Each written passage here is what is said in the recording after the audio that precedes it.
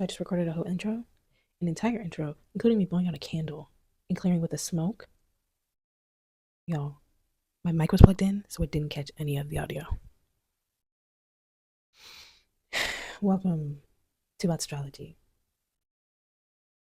the Mercury retrograde princess.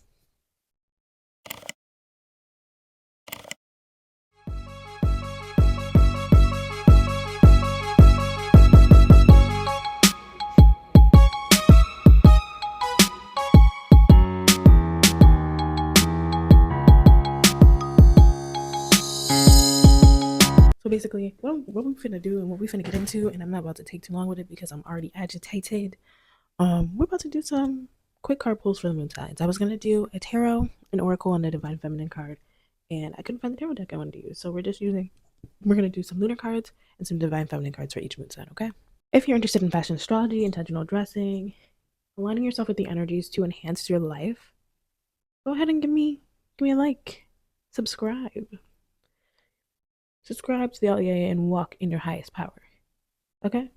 Because that's what it's all about over here. Okay? Freedom of expression, being able to align energetically, and wearing some cute fucking shoes. I don't know if I can cuss on here, but I just did. So let's get into it. Also, I haven't been doing the birthday mood boards and birthday posts, but happy birthday, Pisces. It's Pisces season. Shout out to y'all, because Jupiter be doing a number in Pisces. No shade. It's just that's just how Jupiter do. Okay, but you know what, y'all pull it off. Y'all pull it off. Y'all do what you gotta do, and I appreciate y'all. And you are needed here, Pisces. Thank you for your creativity, your imagination, your desire, your romanticization. Sometimes the rose-colored glasses look a little too good sometimes, but sometimes those rose-colored glasses can create color in black and white. So thank y'all, Pisces, and let's get into this reading. Do I look like a French artiste, a stunning artiste? In front and petty? I'm just kidding. I don't want to go to France. Let's start. So we're gonna do a divine feminine card, and we're gonna do a lunar card. So let me make sure all the divine feminines. This is my favorite deck. So what I'm gonna do is pull a divine feminine card. I'm gonna read what the divine feminine affirmation is on here, and then we're gonna read the book to just give you a little bit more information on the goddesses themselves. Okay. So I'll start with Pisces because Pisces always goes last, and it's their season. So happy birthday, Pisces! It's my birthday gift to you. Okay, you get to go first. That means you know who is last. Let's go. What is the divine feminine got for Pisces on this eclipse? You know, I made some pear tea. Like I literally boiled pears and a little bit of cinnamon. It's really good for your sinuses. If you are in the Midwest like me, y'all know we've had some crazy weather lately, so eat some pears and drink some pear tea. Okay. What we got for Pisces for this eclipse? Ooh, Jesus. Let's try one more time. Pisces, I know Jupiter is, giving y'all some goodies right now. But yeah. Come on. I don't think that's Pisces yet. Yeah, I'll just do this one because it keeps popping out on top. So you have Aquilanda. I can't get the lighting right on that. Aquilanda. There you go. There we go. Pisces, you have Aquilanda as your divine feminine. Aquilanda, the goddess of never not broken. Everything happens for my liberation. I choose to become only more love. Okay, so let's get a little bit into Aquilanda. I've never heard of Aquilanda, so this one is interesting. I've actually never seen this card, so let's see. The glossary, table of contents. Okay, Aquilanda. You hear a song stuck in your head, and you're just like, I can't stop singing it. It's been like that for good 3 months. I'm obsessed with this song. Okay, Aquilanda. Aquilanda represents the essence of the phoenix. She is the indestructible energy that embraces change. She knows that everything is conspiring to transform her into only more love and light. Very Pisces coded. Aquilanda is an exclusive. Aquilanda is an elusive goddess from the Hindu mythology. Her name is Aquilanda. Aquilanda. I'm so sorry, I'm about to butcher this. Aquilanda Vari. Ishvati in Sanskrit means female power or goddess. And Akalanda means never not broken. So she's the goddess of never not broken. She can never be broken because she always is. And that is so Jupiter coded. Okay. Come on, Pisces. She is the embodiment of what we try to avoid, the dissolution of our ego's identity. Her power is unparalleled. She radiates the potent light of joy. That's the goal of change, transformation, or pain. There is very little written about her. She is meant to be known through experience. Come on, it's so Jupiter coded. Oh my goodness. She's an intimate, interior goddess that we meet when we are in the darkest moments of grief and heartbreak. She shows us where energy is trapped, where we have stifled in routines or others' expectations of us. And she whispers the liberation we will experience once we let ourselves break open and allow the new expressions of ourselves to come blazing through. She reminds us that we always have the power to choose to see every event as another opportunity to become more light, to become more radiant soul, to become more of the radiant soul we are here to be. Voice meditation. What heartbreak can I see now as an opportunity to expand? Remember that Venus exalts in Pisces. Okay, so that is very Pisces coded. And again, the intention is everything happens for my liberation. I choose to become only more love. So that is so beautiful for Pisces for this eclipse, knowing that this is one of the last eclipses in Pisces before the little switch. So let's get you a little moon card, Pisces. I love that for y'all. That's very sweet. That was very Jupiter coded goddess. This Mercury pre-shadow child. What else? Like, and then the day I'm filming this, there's about to be a Mars, Moon, Uranus, not opposition square. And what's going on? You know, like who is doing this? All right, let's see, Pisces. What do we got for a moon card to go along with Akalanda? Ooh. Every day I bring radical self-love to my mind, body, and spirit. Waxing crescent. Come on. That is beautiful. Every day I bring every day I bring radical self-love to my mind, body, and spirit. I think that just goes right with Akalanda, baby. Every day. Choosing love is radical. Choosing to be yourself in this society is radical, whether you realize it or not. Choosing to show up as yourself and as you and not as what everybody else wants you to be is radical. So shout out to you, Pisces. This is a great message for the eclipse. I will see you guys later. All right, Aries, when it's y'all's turn. Y'all been getting on my last nerve lately, but it's okay. I still love y'all, but let's roll it back. Let's roll it back, okay? Roll it back just a little smidget, okay? But I love y'all regardless. Let's get you a goddess card and see what's going on for this eclipse for Aries moons. And I also decided to record this on a whim, so I hope I get it out in time. Because it is, like I said, it's Mercury pre-shadow. I already had the Mercury technical difficulties that I usually have having natal Mercury retrograde, so. And y'all know what other time it is. I'm not about to say it on camera. Not yet. I don't want to acknowledge it yet. Ooh, Aries. Ooh, Mary of Nazareth, Aries moons. Okay. Okay. First of all, loving the colors on this card. Mary of Nazareth, the Mother of God. If you don't know her, now you know. Okay. I am blessed. My courage gives birth to the divine. First of all, not Aries growing out of being the baby to being the mother. The mother. Okay. And let's see. I'm going to pull the lunar card right now, but then we'll read it afterwards. Okay. This deck, y'all, is so pretty. Like, just look at the cards in the back. Okay. What we got for Aries moons for the lunar card for this eclipse? I love it. Okay, so we're going to read Mary of Nazareth, and then I will tell you your affirmation. Mary of Nazareth, the Mother of God. Mary of Nazareth represents the profound spiritual and creative power we all possess. Mary, or Miriam in Hebrew, was a first-century Jewish woman from Nazareth, who is one of the most crucial figures in the Christian tradition for having given birth to Jesus. Mary has been venerated since the inception of Christianity and also holds a revered position in Islam. Her many names include Saint Mary, Virgin Mary, Queen of Heaven, Our Lady of the Angels, Our Lady of Good Counsel, Our Lady Undoer of Knots, She Who Confirms the Truth, and Theotokos, I hope I pronounced that right, which means God bearer or Mother of God. The Gospel of Luke relates that when Mary was engaged to Joseph, the Archangel Gabriel visited her. Gabriel announced, "What a joy!" Oh, sorry, let me fix that. "What joy! Do not be afraid, Mary, for you have found favor with God." The angel then said, "The Holy Spirit will descend on you, and the power of the Most High will overshadow you. Therefore, the child will be called Holy and Son of God." Mary responds, "Let it be with me as you have said." Mary is present throughout her son's ministry when he appears at the temple at age 12 and declares that it is his true home, when he turns water to wine at the wedding in Cana.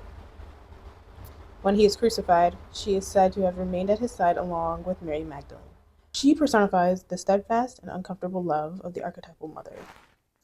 The Mother of God, or Theotokos, was recognized at the Council of Ephesus in 431 CE, and best captures the power of her yes to the angel Gabriel.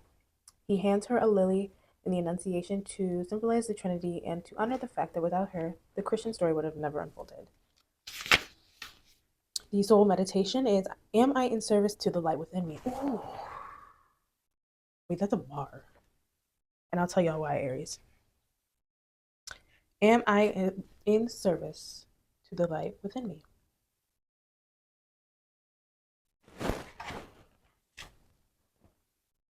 I am blessed. My courage, Mars, my courage gives birth to the divine. Aries, your lunar card, your moon card, your moon card. Gratefully, I surrender my struggle. Are you honoring the light within you? Are you struggling because you're trying to upkeep with somebody and something that doesn't exist anymore? Ooh, that's heavy. That's hits. That's ooh, ooh, Aries. Are you struggling to let go of somebody who no longer exists? Maybe it's you. Maybe it's somebody else who's changed. But consider that. So your cards are Mary of Nazareth and I'm sorry, I already forgot it. Gratefully I surrender to my struggle, Aries moons. Surrender. I know Mars doesn't necessarily like to do that. Surrender. You're healing. You need to let go of whoever it used to be and acknowledge them for who they are now, especially if it's you. Okay? Thanks, Aries moons. All right, Taurus moons, you're up. Taurus. Taurus moons, how y'all been doing, child? Uranus been playing in your face the last 7 years.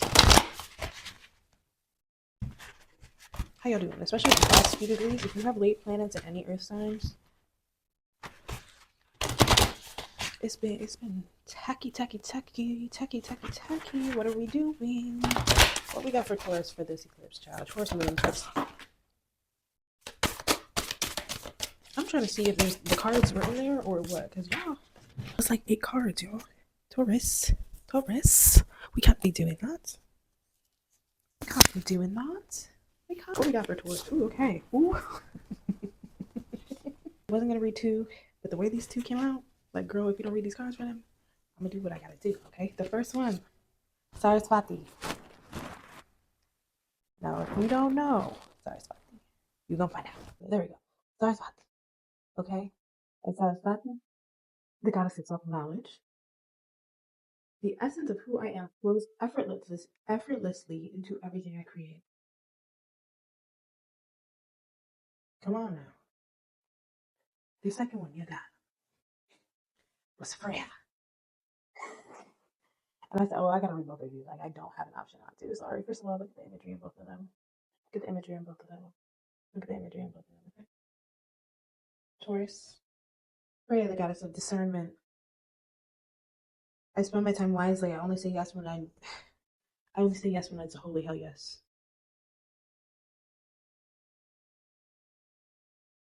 Taurus, I don't know what's going on. I do know what's going on.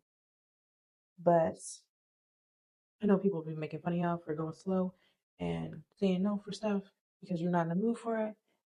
Use your discernment, you know. Maybe you're not in the mood for it because you're not supposed to be there. Don't let nobody run you or tell you what you can and can't do or how you should and shouldn't do it because you know what's best for you. Only you know that. Okay? So, I'm going to pull a room card while we're here, child, because Taurus, y'all about to, y'all think Taurus is about to now. Wait till these Taurus moons get a chance to, see, y'all doing stuff, okay? Wait till these Taurus moons get a chance to speak their mind. Y'all not gonna think they're so sweet, okay?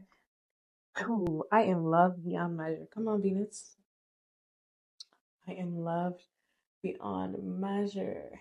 See, because these definitions are kind of long, should I read Saraswati or Rhea? Taurus, what is going on with y'all? Are you okay? Do you need like a break or something? I know y'all need a break, don't worry. But look, you're getting some relief after these fixed transits in Jupiter. Saraswati represents the self-knowledge of who we are so that nothing impedes the flow of creativity from the soul. Her name is a fusion of the Sanskrit word for essence in oneself. Saraswati's name translates them as the one who leads to the essence of self-knowledge. She is a part of the Hindu goddess trinity, the Tridevi, with Parvati and Lakshmi. All three goddesses help the trinity of Hindu gods, Brahma, Vishnu, and Shiva, to create, maintain, and regenerate the universe. The earliest mention of Sarasvati is in the Rig Veda. I hope I pronounced that right. I probably didn't. A collection of ancient sacred texts that date back to 1500 BCE. She is sometimes referred to as the mother of the Vedas and is understood to be the personification of knowledge. Students appeal to her for assistance on exams, and writers and artists pray to her to remove all the obstacles that keep them from being a clear conduit for the creativity that wants to come through them. Lots of C's there, child. Sorry. She is considered to be a river goddess or a feminine deity. Why can't I not read?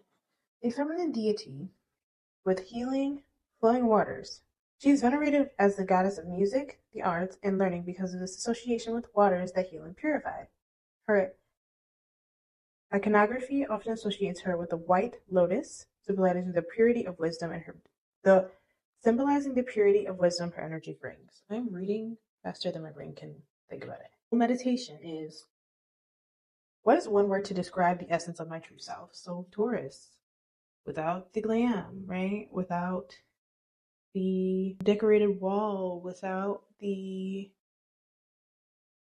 accomplishments of academia, something screaming academia right now. I don't know what it is. Without the relationship drama, who am I at my core, right? Remember that during this eclipse, because you're loved beyond measure. You're loved beyond measure, Taurus. So remember, no matter who you are at your core, it is important to know that you are loved, okay? There's just something there, something's going on with you guys. Like, you're not feeling up to it, you're not feeling great. Somebody is talking into your ear. So just know that you are loved and the decision you make for yourself are the most important. Somebody else can always tell you, like, this, and that, but Taurus, understand that you guys need to put yourselves first always, okay? Sarasvati, Freya, and I am loved beyond measure. I am loved beyond measure. Why is it not doing it? Thanks, Taurus. Alright, Gemini moons. What is going on with y'all for this eclipse? We about to have some chimes together, Geminis. Chat. How y'all feeling? Pre-Mercury retrograde, pre-shadow. What can you get for the Gemini energy, the Gemini moons for this upcoming eclipse? Okay, I got your moon card. Let's get your Divine Feminine card. Gemini, y'all been kind of quiet lately. Is that 12th house things that we got going on? Are we overthinking right now because Uranus is doing its whoopie darn do? Like, what? How are y'all feeling? Y'all been quiet. What do we got for Gemini? Which Divine Feminine? I cannot do 8 cards, though. Which divine feminine wants to speak for Gemini this eclipse? First one that came up. Pope Joan, the pontiff of possibilities. The possibilities are limitless because the send. Oh, I'm sorry. The possibilities are limitless because the soul is limitless. Okay, Gemini. Y'all getting active? Let me know. Y'all getting active? Let a sister know. You know what I'm saying? Take that for Gemini, though. Get active. Mercury gonna be active, so why aren't you? That's kind of how I feel about it. But whatever. Gemini moons. Pope Joan embodies the truth that all things are possible. According to the popular legend, there is a female pope who reigned for 3 years in the 9th century. She was a brilliant, highly educated woman who entered the Catholic Church in Rome by cross-dressing as a man so he could be with her lover. Oh, so she could be with her lover. Intelligent and quick-witted, she rose through the ranks of the church hierarchy and was eventually elected the pope. 3 years into her reign, she was in a procession from St. Peter's to the Lateran in a lane once known as the Via Sacra, aka the Sacred Way. Her true sex was dramatically revealed in the middle of the Sacred Way when she gave birth, surrounded by a shocked and astounded crowd.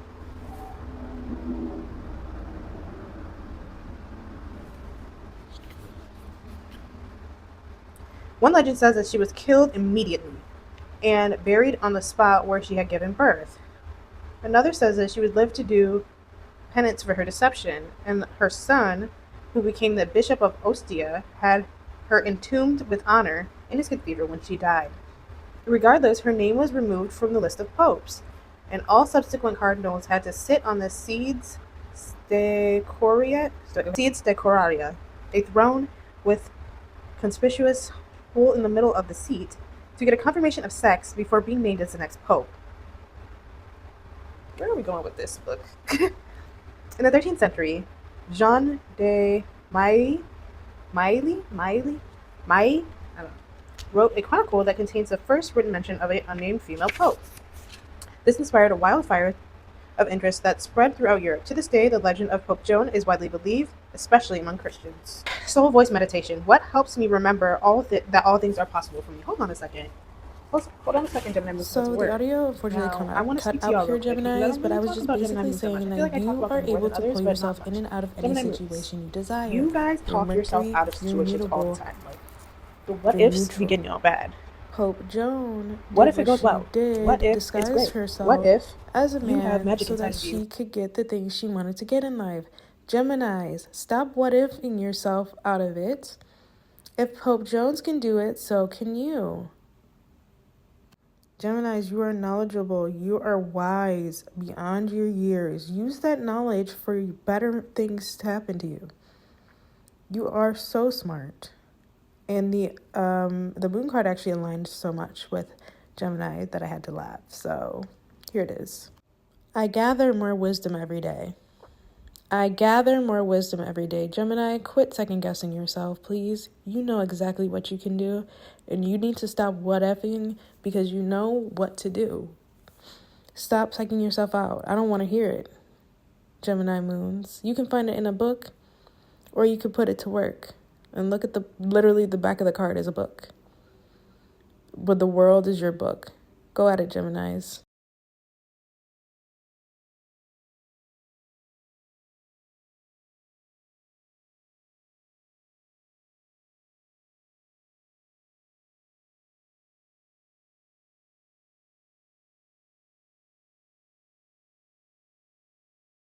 Okay, Cancer moons. I'm about to redo this real quick because my mic cut off. Mercury retrograde, y'all. Don't. If y'all have the choice to be born with this placement, like, choose against it, okay? So Cancer, y'all got Diana, which is a great energy to be having. I know Jupiter is treating y'all so well, and Diana is the daughter of Jupiter. So can we talk about alignment? Can we talk about alignment? Can we talk about it? Okay, and then let me read Diana to y'all real quick. Diana represents the call to embody a more primal connection to the wilderness that exists within. Goddess Diana was worshipped in the ancient Roman religion and originated in Italy. She's the daughter of Jupiter and Latona, born on the island of Delos with her twin brother Apollo, god of the sun. So what would you think that makes Diana? God of the who? Okay. Or goddess, I'm so sorry, sister. You can be a god and a goddess and a bad bitch. All in one, okay? The Temple of Diana in Rome dates back to the 6th century BCE. She was the protectress and patroness of the lower class and slaves who could seek sanctuary in her temples. The Temple to Diana in Ephesus, also attributed to the goddess Artemis, was considered one of the 7 wonders of the ancient world. It took 220 years to build, and the magnificent statue of Diana covered in brass symbolizes her worship as a fertility goddess for women. Paul, in the Acts of the Apostles in the New Testament, mentions Diana's temple since her following was extensive and seen as a threat to Christianity. If you know, you know. Most famous place to worship Diana was in the sacred grove of oak trees on the shores of Lake Nemi near Rome. Out in nature, connected to the earth, to the wild animals that roam freely across it, here she is, the huntress with her golden bow and arrows. She is the independent, free-spirited goddess who communes with the moon, the natural world, and those who cannot speak for themselves. Come on, kitchens. Come on, alignment. I love this. What voice meditation is? What energy has medicine or this message to give me? Listen. Okay? And then, Cancer's moon card was I flow towards my goal. I am strongly protected as I go. Honey, I don't know if y'all been doing the work, Cancer moons, but you're on top of it, baby. It's your world and we're all living things, Cancers. Okay, friends. I know that's right. We're about to have you a good time this spring. This eclipse. Well, your time is eclipse. And I have a good look. If y'all got some parties, go ahead and invite your girl. Okay? Go ahead and invite the girl. We're going to have a good time. Okay? Okay, Beowulfs. What you got going on? How y'all dealing with Uranus and Pluto and Child, even Saturn? How y'all doing? You okay? You don't need a hug? Don't need a hug. You don't need a hug. Okay. Okay. Let's see what the guys got to say. Okay, Beowulfs? Not all that. We're not doing all that. We're not doing it. I know y'all need a hug, but come on. Just what you know. Okay. Rita of Cassia, the patroness of impossible causes. I am miraculous. My prayers create powerful channels of possibility. Is that not solar energy? Excuse me. Did you forget who you are, Leo? Did you forget you're the sun, Leo? Because of outside sources? You're the sun. You are the sun. The sun. You are the power. You are the source. I know y'all not forgetting who the y'all are of everybody. And if somebody's making you feel that way, get about it. Let's see what the lunar card is for Leo. I am courageous and powerful. Everybody's aligned. Everybody's message is set up so aligned with their sign. I am courageous and powerful. Leo. We don't do that. Saint Rita of Cassia life demonstrates the power of prayer to shift whatever appears to be an impossible cause. Say it again. The power of prayer can shift whatever appears to be an impossible cause. And that's not just for Leo, that's for everybody, okay? She was born Margarita Lati in 1381. Okay, come on, hey Jones. I'm just kidding. Come on. 1300s is a long time ago. Like when I see number like 1200 or like 1600 BCE or like whatever, I'm like, yo, that was a long time ago. Like, okay, anyways, she was born Margarita Lati in 1381 in Italy to noble parents. She is associated with bees because as a child it is said that they swarmed her but never stung her.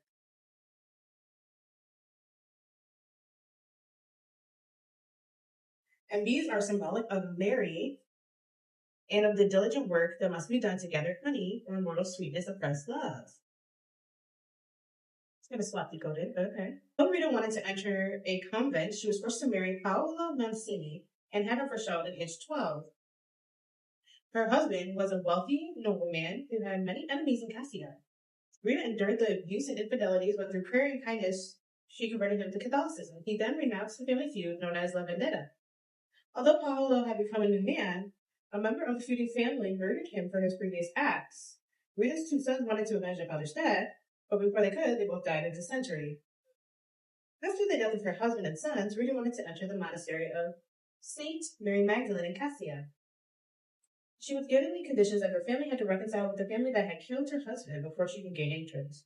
Rita prayed to her patrons, Saints John the Baptist, Augustine of Hippo, and Nicholas of Tolentino to assist her in creating peace between the two rival families. The bubonic plague was ravaging Italy at that time and happened to take several members of both families. This was in a hardship that they agreed to relinquish this feud. Rita entered the St. Mary Magdalene Monastery at the age of 36. Catholic legend says that she was transported into the monastery by her three patron saints via levitation.